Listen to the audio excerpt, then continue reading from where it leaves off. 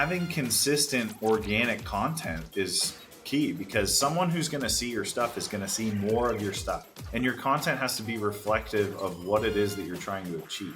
Only a small percentage of the people that follow you is going to see this message. Now, what small percentage of the people that follow you are actually now super interested on your niche, right? We have to figure out like what is the one outcome that we want, so we can actually be very efficient in what we do. Yep. You won't have the best of anything at the end of the day, because you're doing so many things.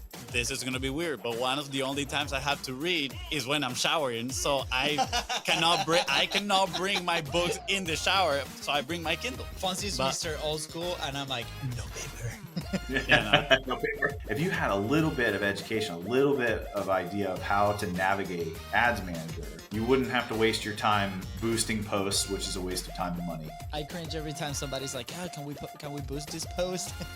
It's literally a waste money button. We've got some fresh new I'm young Luis. talent And this is doing some Luis. things And that I welcome know to you the Content haven't is heard Profit before. podcast. You'll hear from top entrepreneurs, creators, and anything and everything you need to know about content. All this while having a good time. I just skipped that part. That was not it, guys. Well, anyways, in this podcast, you guys are gonna get the insights, accountability, and drive to create consistently and increase your revenue. That is right. The goal of this podcast is simple: entertain, educate, and turn your content into profit. You do need the meditation, man. What's happening with you today? Meditation. I'm just gonna say, we still crushed it. We still Anyways. crushed it, you know?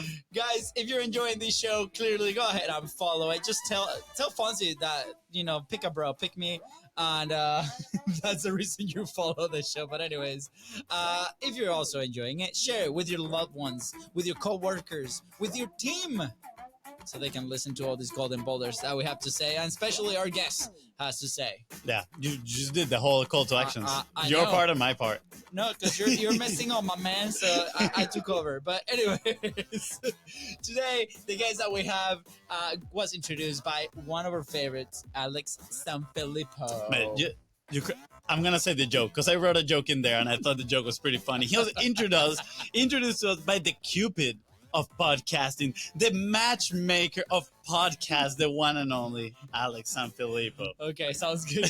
We'll have to explain that for those who don't know Alex. That is right. Guys, today's guest, he quit his career to live the life he wanted. He moved somewhere where he can live the lifestyle that he wanted. And I'm curious to know what that lifestyle is. And the most important part, he actually did all that with his wife. That's amazing. I love that. Business partner. I'm business partner. I could never work with my wife. Just saying. Just So in case I you didn't, admire that, case you yes. didn't put that together, the wife is the business partner. Yeah. Here's the best part. He helps podcasters grow their platforms through paid ads. Studio clap. I'm so excited. I'm so excited to learn more about this. So, anyways, with that said, guys, please welcome the one and only Matt Shields. Welcome back. Murdered the intro. Appreciate it. But you don't have to be nice. We know that was chaotic. That's great. Matt is like, That's that's great. Logged off. All right, I'll see you guys later. We're like, welcome, Matt. Where'd he go? Yeah, I get back. Dude, Matt, when we chatted, what was it, last week or maybe a couple of weeks ago, it was supposed to be like a 10-minute conversation, and like we ended up talking for like an hour. And it was so cool because obviously, we live in podcasting every single day. And when Alex reached out and he's like, guys, I have somebody that I really want to introduce to you. Like, he sees podcasting and growing a podcast through paid ads very differently. And we literally dove in. Like, we had a techno-babble conversation, which, we're not going to go too much into that. But I'm very excited because what you do, it can actually help podcasters grow through paid ads. How do you... Go ahead. Sir. No, you go ahead. I was going to say, how do you stumble upon this, right? Tell us a little bit about your story, right? Because in every single conference that we go to, it's like these keynotes of like how to grow a podcast. And it's always like the things that you got to do is like do the clips and go guest and go all these things. And yes, you have to actually do all these things. But this was very fresh and refreshing to hear from you. Yeah, so like the stumbling upon it happened through just years of trial by fire. So we've been doing ads for for people for about 4 years now. And anybody who knows about Facebook and all the stuff that they've been into, and anybody who tries to run their own paid advertising knows that the huge problem is data privacy and aggregation, right? It's annoying, but without getting too technical, right? So like the privacy laws made it really difficult on small businesses, especially because if you can't get super granular with your targeting, they made it so the people who have a ton of money to spend on ads win. It's easier for them to win.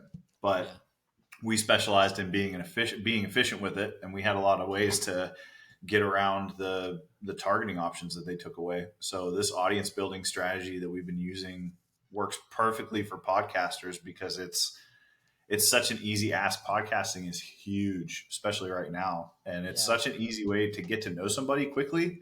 Because rather than trying to consume a bunch of 6-second clips of somebody, you can just listen to them talk for half an hour. It's a whole lot easier. Yeah. So actually, I was reading, what's his name? Taylor Welch newsletter. I don't know if you're familiar with him.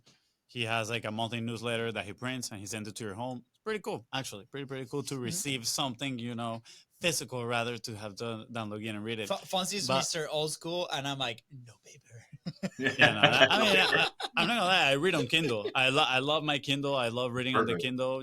Like this is gonna be weird, but one of the only times I have to read is when I'm showering. So I cannot bring my books in the shower. So I bring my Kindle. Bro, it's perfect. How's it's that waterproof. water bill? It's waterproof. It's waterproof, man. It's awesome. The water bill good too? Yeah. Yes. So that topic aside, I was reading the newsletter, and he actually was talking about content, right? And he was talking about like literally in a few years, the businesses that don't publish content, they're gonna die. That's what he was saying. It's like they're gonna die. You need to publish content, and there's two ways of doing it, right? Like you can either create content yourself organically, and he's like, I've been creating content from 2015, which is amazing, and you can see part of his brand in there because of that consistency, that longevity.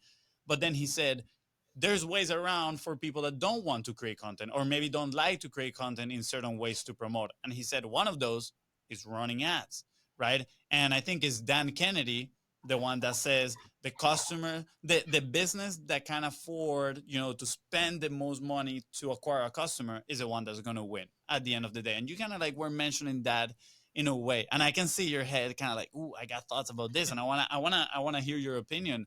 But we mostly have explored the avenue of organic content, right? Of consistently pushing organic content. And I know of cases of people that don't have that organic content, but they spend a lot of money in advertising to drive traffic, right? And they've grown successful businesses as well. Again, there's not just one way to do things. But I'm curious. I want to hear a little bit of your thoughts on this, because I can tell you have a lot of thoughts on what Dan Kennedy had to say about paid advertising versus organic advertising, about big budgets and smaller budgets. So why don't you share with me a little bit about those? I want to see your point of view on how you see content and advertising playing a role on growing your audience. Yeah. So organic strategies are awesome. We're never all your eggs in one basket people. So we made it. So it's just my wife and I, and we set up our business to be sort of like a really personal, we call it like a boutique ad agency. So like it's more of like we jump in and we become friends with you. Essentially, we get into your business and we talk about this stuff and we strategize that way, because organic strategies help us do what we're doing. So your consistency and your constant posting of this content, your content is the substance behind your brand. Like you need that stuff. Yeah. But the only problem with just using organic strategies, and we use organic strategies as well. We use hashtag research. We do all kinds of stuff like cross promotion, all those things. And that's what's widely taught in the podcasting realm is cross promotion, right? And if you're doing organic strategies, that's perfect. Keep doing them. Don't stop. And podcasts are awesome because you can take, especially if you have a video podcast, this podcast you can turn into whatever, 40, 50 clips if you want. But that content's great for like quick hitters. But the only problem with organic content is reach. Okay. So right now across the board, organic reach is like 0.98%. It's less than 1%. So less than 1% of your followers on average, it's an average, are seeing your content. So if you have 1,000 followers, you're talking to like 9 people. Yeah. But if you have more engagement and you have a more engaged audience, if you have a higher quality audience, those numbers can go up. So it's pretty much set up right now. And everybody knows this. Like everybody got into Reels for a quick minute because Reels you were seeing high engagement rates. You're seeing Reels killing it. And then they throttled the reach of Reels because they saw it was too easy to do it organically and they want people to pay. So everything's pretty much set up pay to play. Yeah. You have to really understand what's going on social media or understand why social media exists to get why this is. Yeah. Social media exists to keep people on the platform because the people are the product. Yep. Right. And so all of your behavioral data is stored on there so that they can sell space to advertisers. But if you're a small business owner or a podcaster, or you're selling services on the back end of your podcast, or just trying to grow an audience for your own personal brand, you can use these social media sites for inexpensively to build that audience and retarget people and basically get in front of more people, stay top of mind with more people. Yeah. I had a conversation last week that was a little frustrating with a person that we helped with their content, right? And we do not help most people with distribution because that's not our wheelhouse. We know how to do it, but we kind of pick and choose who to do it because of the same reason, right? Some people have misconceptions of like, hey, if we create a reel or a YouTube short, it's gonna go viral, right? Well, there's so many elements, right, to this thing. It's like, first, like, is your content good? Are we providing value? How long have you been publishing? Is the talent person that is the talking head good? Is it engaging in different ways? Do we are we resetting attention? Like, is the hook good, right? Like, there's so many elements to content nowadays that people discover as they start executing, right, or working with several people. I remember, like, this was like a brand new Facebook page. We put the post out there, and the person calls back and he's like, hey guys, I posted this that I made in 5 minutes in my own Facebook page, and it tripled the reach. And I'm like, well, we got to understand how these social media platforms work. Well, first off, it's not it's your personal profile. You've been engaging with a ton of people already, right? Like, you already know it's not a brand new page. And this is, I think, the gap for a lot of people trying these things and then going out into like agencies or people like you, right? There's this education gap that we need to compress for people to understand. And in the last conversation we had with Javier, who's an expert in B2B sales, we're talking about the sales cycle and what's really your one objective, right? And depending on like where are you on your business, there's different things that you can do, right? From leveraging ads to do direct sales, right? So if you are a smaller business where you need the sale, the best way and faster way is like, what's the fastest path to cash, right? Is direct sale in a sense. When you and me talked, right, there's like different outcomes. I kept asking like, well, so what do you need from us? Like, what's the goal of the campaign, right? Are there multiple goals within promoting the podcast, right? Is this a business related podcast? Are we attaching it to the pipeline? So for people that are maybe starting their podcast, they have a business, right? They use the podcast as a way to relate to the audience in a way, or connect with the guest, and they want to use this system, right? What would you recommend as they start, learning about this topic, and how can they leverage? Because the example that you gave me was pretty accessible. I think like one of the case studies that you guys have was only $150, right? And it was really awesome results. So when I heard that, I'm like, wow, the barrier of entry is not as high as I thought it was going to be, and it's super accessible. So can you share with us like some tips on how people with a podcast can start looking into something like this? Yeah. So the whole goal of your podcast, right? You basically want to get it in front of more people, but just using organic strategies and cross promotion and stuff like that, you can get it in front of more people. But if that's the only thing you're doing, you can't control who sees it. So if you're selling a business on the back end, so say you're selling a service on the back end of that, and if you cross promote and you go on other people's podcasts, that's great. But as long as that person that you're interviewing with, or as long as that podcast, that person's audience is your ideal audience, right? Because if they're not, you're just being on a podcast for the sake of being on a podcast. Any promotion's good, but you want to talk directly to the people who will most likely work with you. And the reason social media is set up like this is because of that whole point of your behavioral data is tracked on Facebook. So everything that when you're online, Yeah. even whatever you're doing, mindless, consciously or subconsciously, you're reacting with stuff, right? So you're either hovering over it, you're clicking on it, you're reading it, you're pausing it, you're watching the video. All of that stuff is tracked. So the whole point of social media is to keep you on the platform so that they can show you more advertising. Mm-hmm. The longer you're on the platform, the more advertising they can sell, period. And that's how they make money. Yep. So they're going to show you stuff that you're more likely to enjoy and interact with so that you don't get off the platform. Because you just went on the platform, it's just a random mix of things that would get annoying all the time. So that's why they show you things that they think you would like. Yeah. So we use that to your advantage, because if we can track your ideal audience, now targeting has gotten weird. So like you have to literally test how you can reach those people. Knowing your ideal client is perfect for your messaging, but finding those people on the internet is a different thing. So what you can do is you can target people. It's like I said, it's set up to pay to play. So if you're doing hashtag research or you're doing stuff like that, you still can't control who sees it. And even if they see it, you can't talk to them again, because the odds are that less than 1% of them are seeing your stuff on a regular basis, right? Yeah. That's if they follow you. But if you can put some money behind it and employ some strategy behind it, you can reach tens of thousands of people a month for not a lot of money, right? We're seeing engagement or awareness for less than a penny. These things are super easy because you're just showing it to people. So you're getting more eyeballs on your stuff. And even better, you can get targeted with it. So like if you can get a little bit granular with your targeting about targeting your specific audience, if you can, that's awesome.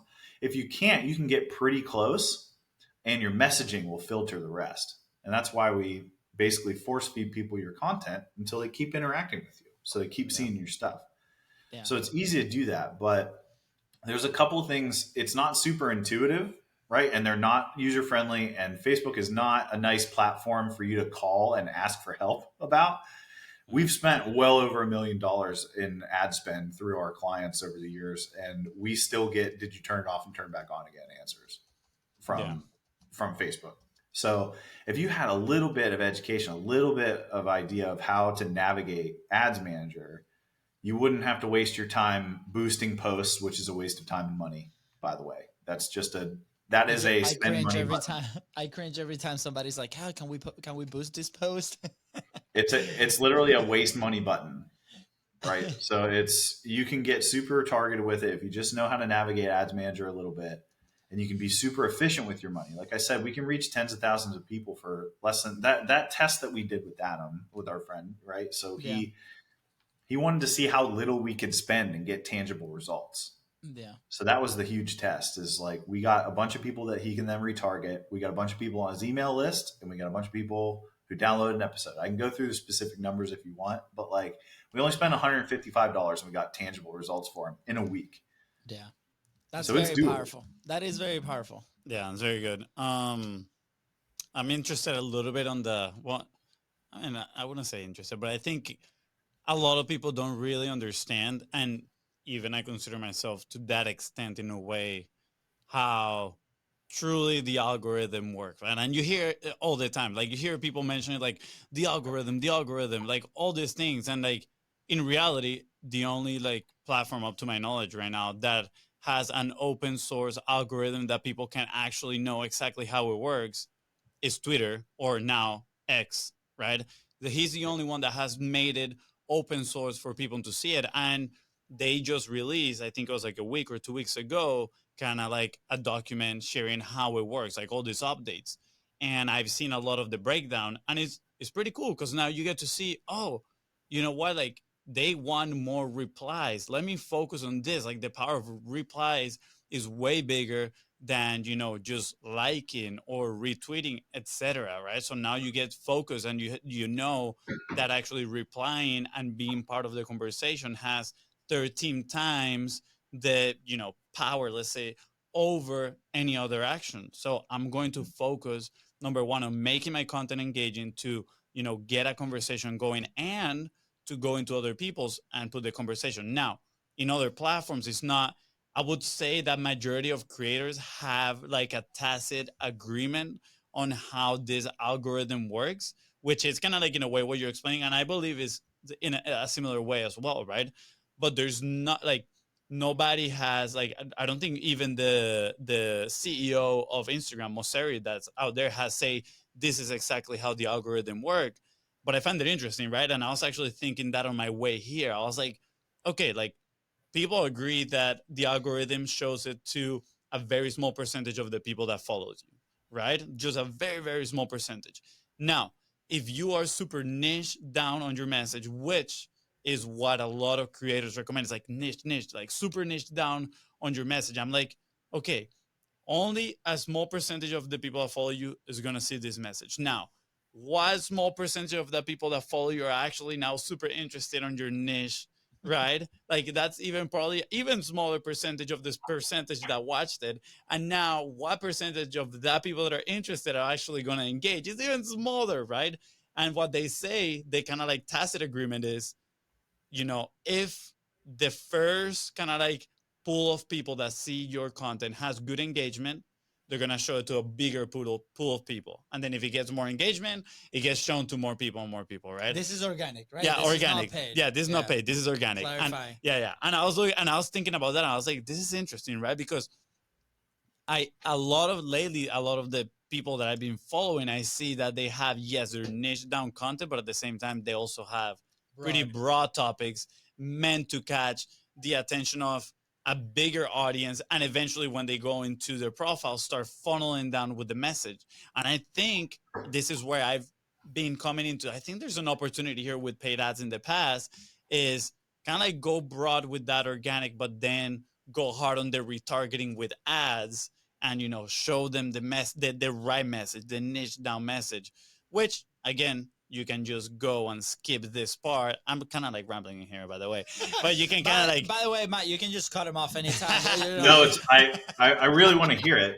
I really want to hear it because it's interesting to hear perceptions of people who I'm in this all the time. Yep. So just the paid part, the organic part, the reason why you keep doing organic, that consistency, he's exactly right. So the algorithm works a certain way for organic, but if you force the issue, okay, you can force the issue with paid. You can basically force it. So if you force engagement or force awareness or force something like that, if you can get your stuff in front of more people and you boost engagement on your page, the algorithm thinks that people like your stuff. So it will naturally, I hate the word boost, but it makes sense here because I don't want to confuse this with boosting. We can say it can elevate it. It can elevate. Matt, it's like, no, not approved. I think he might have lost our connection. Do you lose our connection there for a little bit? Yeah, I did for a second. Yeah, otherwise I was just like staying here and going like this. Even Riverside was like, that was not a good joke. I'm just not gonna show too Riverside just censored my brother's joke. Yeah, but if you force the issue and more people see your stuff, right? You can target basically. The whole point of this is likes, shares, comments, whatever. They're vanity metrics unless you use them for audience building. And you have to know how to build a strategic audience, and you have to know how to build a dynamic audience. Because this is just statistics. This is just data if you really think about it. So how I like to explain it to people is like this visualization of The Sims. You know that big triangle thing they have on their head in The Sims? Yeah. Well, imagine your online avatar. So how you interact on, let's just use Facebook for an example. Okay. So Facebook, and when I talk about Facebook, I'm talking about Meta. I'm talking about Facebook and Instagram. Yeah. We're not talking about the other one yet, but yeah. Let's just talk about you're Facebook the old first. generation, you're an OG. So you say Facebook. Yeah. So yeah. So we'll talk about that. Let's just talk about the Facebook platform. Okay. Because you can choose different placements where you put these ads. That's a big difference, right? So Facebook has the lion's share of the placements. There's a lot more placements on Facebook than there are on Instagram than there is on the Audience Network. But if you're just talking about Facebook, you have what I call, I'm trying to explain this as your own behavioral data matrix in front of you, right? So let's say for argument's sake that your online avatar is made of 100,000 data points that's made up of things that you've interacted with, right? Movies, clips, topics, everything. It used to be, so it's not any longer. But if you've been on Facebook for longer than 10 years, prior to 2020, it used to track all of your actions that you took whenever you had the app open on your phone. Wow. So on other apps, on other websites, on Yeah. all of that. And if you had it open on your computer, it used to track all your actions if you had the tab open on your computer. So I don't know if it does that any longer. They don't say, Wow. but they got in Yeah. trouble for that, and they had to go to court for that, and they had to go through all that. But so the behavior data was like much tighter. But if you, let's say like you and I get served the same ad, right? Let's say we get served the same ad and I interact with it first. The audience that I would draw in after that, because the algorithm learns and it tests what my similar interests are to the next person. Yeah. The audience that I would draw in after that is much different than the audience that you would draw in after that, just because we have different Yeah. shared interests. So it's literally this butterfly effect of who interacts with it. Yeah. So if you have something that goes viral, it just means it hit the right loop of data that pulled in. The butterfly effect worked perfectly. But that doesn't mean, even if you went viral and even if you gained 20,000 followers overnight, odds are that most of those people aren't going to want to work with you. Yeah.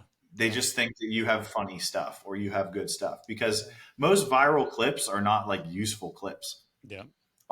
So we run Facebook ads for people, right? We do all Yeah. kinds of stuff online, and my wife does our social media, and our most watched clip had like 300,000 views, but it was like her making a pizza. Yeah. So like, it's not useful. Like, if you like that, great. That just means you liked our pizza. We can't retarget those people and ask them to work with us. Yeah. Yeah. Like, it's ridiculous. Hey, I saw you like So this pizza. if you- Would you like me to run your Facebook ads? Yeah, so exactly. So But- like, if there's a Very big important difference there, question, right? Matt. Like What you guys was- talked about. Was the pizza delicious? Oh, of course.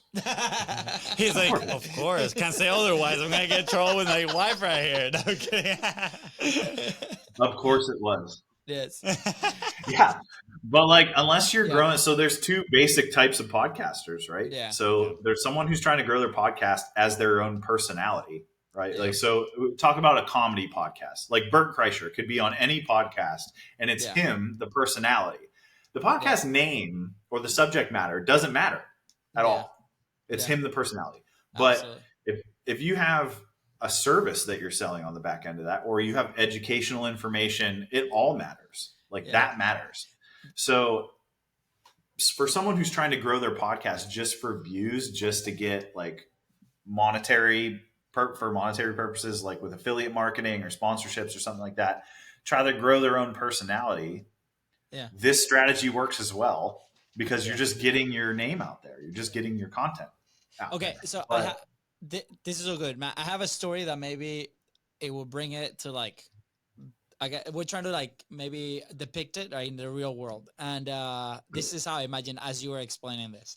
Not so long ago, I went to the Orlando parks with my wife, right, and we're in this line in the Harry Potter, like one of the Harry Potter rides, and we're an hour in. Obviously, we meet the people in front of us, we meet the people behind us.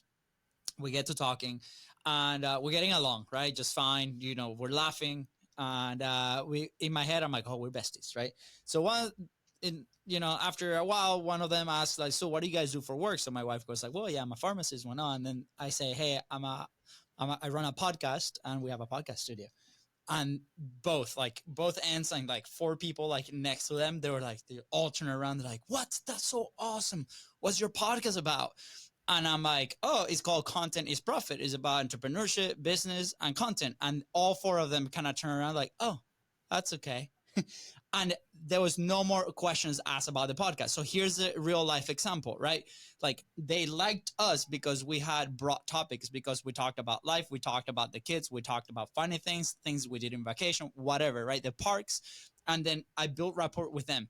The second I told them that my podcast was niched down into these topics, they had no interest because they had no need, right? And then, Yep. it is what it is. I wasn't hurt. I just understand. And that's You're a exactly... little hurt. You're a little hurt. you're like, wow, they didn't like my Tiny bit. Like, dang it, you must like download the podcast right now. It makes you want to start a second podcast.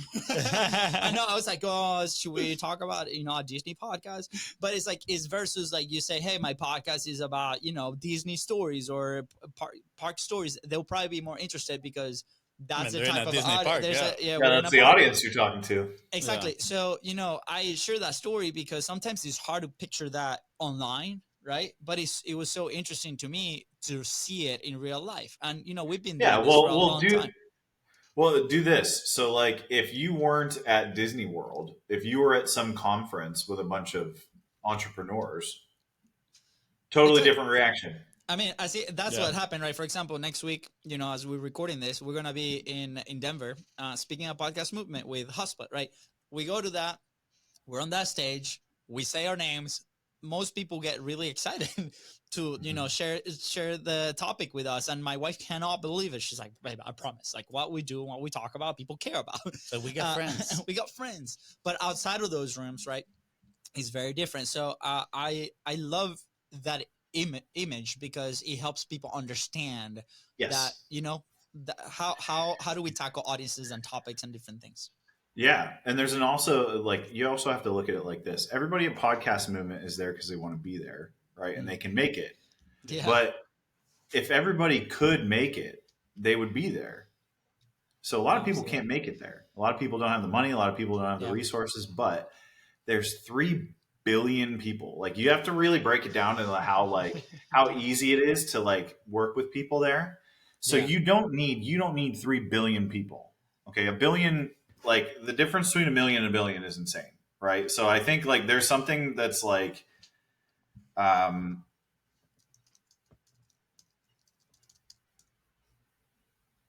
think you're doing the math right now. I know. yeah, I'm doing the math. The calculator. I actually saw a post about somebody else the other day. He's somebody that has it's pretty cool. His Instagram account is like, I like big numbers, and he talks about finance, and he had this post talking about like people don't really understand the difference between a million and a billion. That's it. So sorry, I had to Google it real quick because it's such a powerful image when it comes to like marketing. Okay, so you have to understand you're playing a game, and this is what I'm talking about with the organic stuff too, because you're playing a game of percentages, right? So especially if you're a business owner, you should know what your close rate is, what your conversion rate is, all that stuff. So if you know those numbers, it's just a reverse math problem. How many people do you need to show to achieve your desired result? Okay, so there's 3 billion with a B people on Facebook in the world, right? So you don't need to work with 3 billion people. Okay, so that was the math problem I looked up. 1 million seconds, like if you break it down into time, 1 million seconds is 12 days. 1 billion seconds is 31 years. It's crazy, right? So like that's a lot of people. I've almost lived 1 billion seconds. Wow. Yeah. In a few months, I have lived 1 billion seconds. That's cool. Matt, Yeah. the day of my birthday, I'm going to make a post about have lived 1 billion seconds. I'm gonna shout out you. Yeah. It's literally like, so you don't need that many people to work with. And if you can reach people efficiently, so like if you do, like for instance, if you're getting engagement for less than a penny and you reach tens of thousands of people and you have an X amount like say you have a 1% conversion rate, you just do the math. How many people do you really need to work with a month? How many people do you need to show your stuff to? And you have to find out your numbers. Reverse engineer from there. Yeah. Because if you're casting a super wide net, it's going to take you a lot longer to funnel those people through because you're talking through the noise. Yeah. Because again, your organic strategy is only reaching. Sorry. No, you're good. Keep going. Well, so if your organic strategies are only reaching 1% of the people that you're talking to, you better make damn sure that 1% is good. Mm-hmm. Yeah. That's what I wanted to kind of like lead with. That's where I was going on my ramble about the algorithm, right? Which is, you got in business, you got your TAM, right? The total addressable market. Let's say in social media is your total addressable audience. If you go at it from an organic way, you're literally kind of like looking and looking, right, for those people that really resonate, and you're kind of like at the mercy of, you know, finding them in the right time with the right interest, right, with them wanting to engage as well, right? Mhm. But like you said, you can force the issue with ads, and I think that's the power of it, right? That you Well, can yeah, say, boom, I yes. want this person right now that is willing to engage, that has this interest, let me go for it. And because that is a benefit, because you are now exchanging literally, you know, the fact that you have to spend a lot of time trying to find that person, it costs money, right? Yeah. It is an investment, right? It's an investment for you to find that person faster, and then, you know, hit velocity, see, okay, I can have this person now faster, look at my message, potentially convert into a lead, which then potentially can convert into, you know, a prospect, that a sale, Yeah. right? And you hit that faster than if you were doing it organically. Well, it's also, so you also have to think about what you're trying to get them to do, Yeah. because the actions are more, some actions are more expensive Absolutely. than others. Because if you're trying to get somebody who doesn't know who you are to buy something you've never sold before, Yep. and you are sending them out like just cold traffic and trying to get them to go all the way through. When's the last time you saw something that you've never seen before, clicked on the ad, went all the way through the website, all the way through the sales process, and bought it? Yeah. Rare. It's It's rare. rare. I actually, it happened to me Saturday morning with a dog product, which was crazy. But Oh, so you were the consumer, you were the but target. no. But here's the thing: I still didn't buy. Like I saw the ad. Here's the path: the ad to a blog to the full 1 hour video, which I kind of like sped up a little bit, and I didn't buy. So it made me reflect. I'm like, wow, this is something that I was like really curious, because you know it was like with my dog, that I was just curious about the topic, and even with the intent of like, hey, I am gonna make an action out of this, I still didn't purchase, right? So think Yeah. about your past experiences, right? And as we wrap up, Matt, this has been so good and enlightening.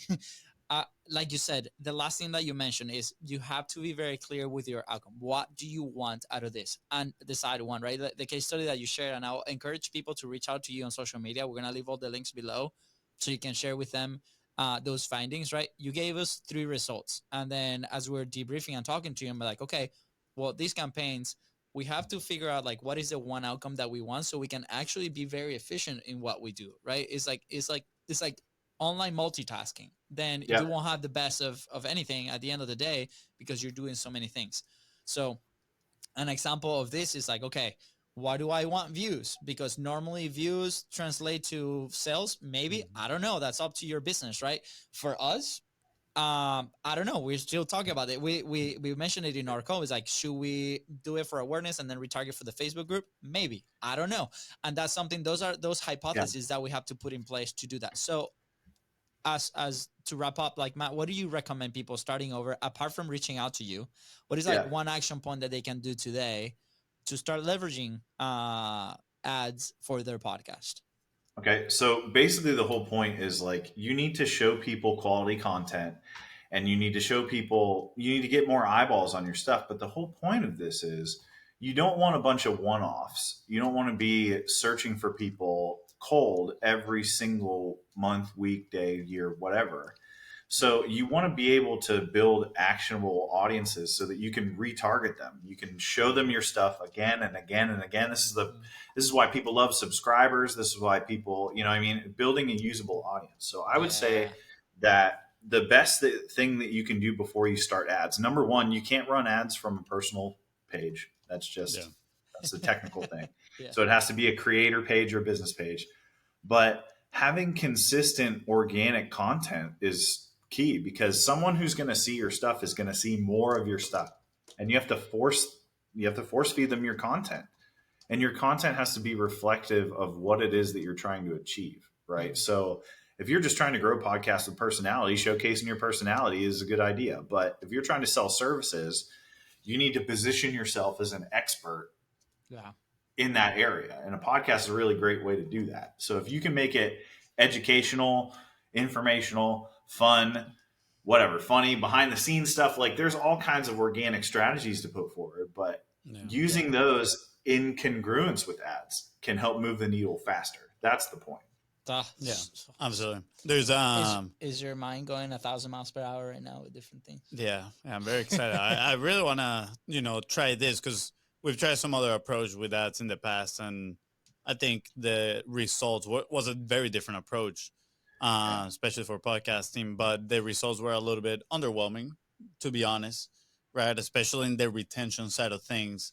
And I think are you this, talking that specific campaign that we ran? yeah, Matt knows. Yeah, we talked about yeah. So for me personally, like I think it was a little underwhelming, but there wasn't really a strategy for retention Yeah. in there as well. And I think this allows you to again go back and hit them a lot of times, like you said, force feed them, right? And Right. something that I'm again, I think it's a very exciting topic, and I know as we wrap up, and my brother's kicking me under the desk right here.